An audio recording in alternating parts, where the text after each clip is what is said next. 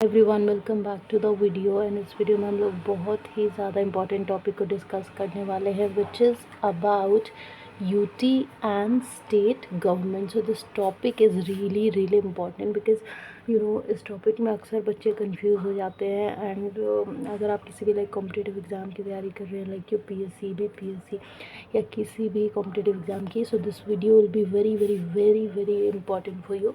So let's understand it. So देखिए, सबसे पहले यूटी को समझते हैं। यूटी फुल फॉर्म होती है इसकी यूनियन टेरिटरी, पर स्टेट मतलब राज्य, और यूटी जो है कभी भी एक बेसिक डिफरेंस होता है इन दोनों के बीच में जो समझना बहुत ज़रूरी है। यूटी हमेशा यूनियन टेरिटरी, यूनियन सेंट्रल, तो डिफरेंस बस इतना होता है यूटी और स्टेट गवर्नमेंट में कि यूटी पे क्योंकि यूनियन टेरिटरी है तो जब सेंटर की टेरिटरी है तो सेंटर ही रूल करेगा, और स्टेट गवर्नमेंट राज्य है तो स्टेट गवर्नमेंट ही रूल करेगा। So that's the basic difference कि यूटी पे सेंट्रल गवर्नमेंट यानी कि यूनियन गवर्नमेंट रूल करता है और स्टेट गवर्नमेंट पे स्टेट गवर्नमेंट ही रूल करती है, राइट।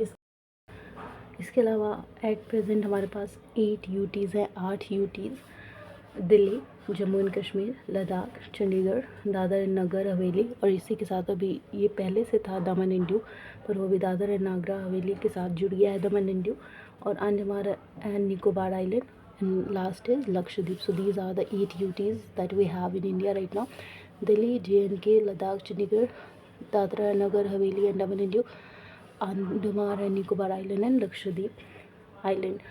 ओके, सो क्यों बनाया गया इनको? एडमिनिस्ट्रेटिव नीड की वजह से ज़रूरी था कि यूटीज़ के लिए जो उनकी एडमिनिस्ट्रेटिव नीड है, एडमिनिस्ट्रेशन की, गवर्नमेंट की, उसको पूरा किया जाए। सो इसीलिए यूटीज़ को बनाया गया।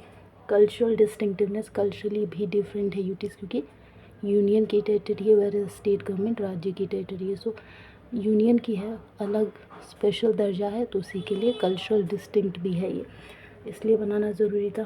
स्ट्रेटेजिक इम्पोर्टेंस, ये जैसे लक्षद्वीप आइलैंड है, ये आइलैंड है अंडमान एंड निकोबार आइलैंड, ठीक है, और ये चंडीगढ़ जैसे हो गया, लद्दाख, ये सारे जो है स्ट्रेटेजिक इम्पोर्टेंस रखते हैं क्योंकि यहाँ पे टूरिस्ट प्लेसेस हैं, है ना, और दिल्ली अपने इंडिया का कैपिटल है।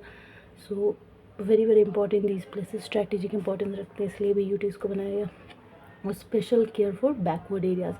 अब क्योंकि ये जो यूटीज़ हैं, क्या हम लोग सेंट्रल गवर्नमेंट को समझते हैं कि उसके अंदर सीएम होते हैं, पीएम समझते हैं सेंट्रल गवर्नमेंट के लिए और स्टेट गवर्नमेंट के लिए सीएम, लेकिन यूटीज़ का नाम ज़्यादातर इंसान नहीं समझता होगा, वो ये भी नहीं समझते कि यूटीज़ का क्या रिलेवेंस है, क्या यूज़ होता है, right. So this is basically for that कि स्पेशल केयर दिया जाता है क्योंकि बैकवर्ड एरियाज़ वगैरह में आराम से फोकस करते हैं, ठीक है। और इसके अलावा सेंट्रल गवर्नमेंट का रूल होता है यूटीज़ पे, सबसे यही बेसिक डिफरेंस और इम्पॉर्टेंट है, यूटीज़ के ऊपर सेंट्रल गवर्नमेंट रूल करती है। उसके अलावा प्रेसिडेंट हेड होता है और एडमिनिस्ट्रेटर लेफ्टिनेंट गवर्नर होता है। दिल्ली पुडुचेरी जो है, यहाँ पे लेजिस्लेचर और इलेक्टिव गवर्नमेंट होता है खुद का।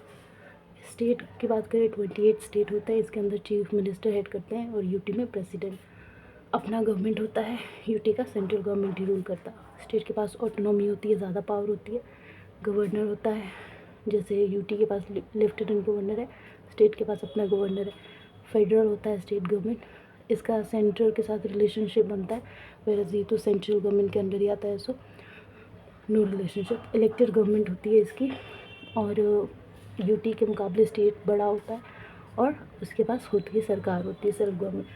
सो ये था पूरा यूटी और स्टेट गवर्नमेंट, उसके बीच का डिफरेंस बेसिक यही है कि यूटी में सेंट्रल गवर्नमेंट और स्टेट में स्टेट गवर्नमेंट अपना रूल करती है। यूटीज़ 8 हैं और स्टेट 28 है। तो आपको अच्छा लगा होगा, अच्छा लगे तो like and share. Thank you.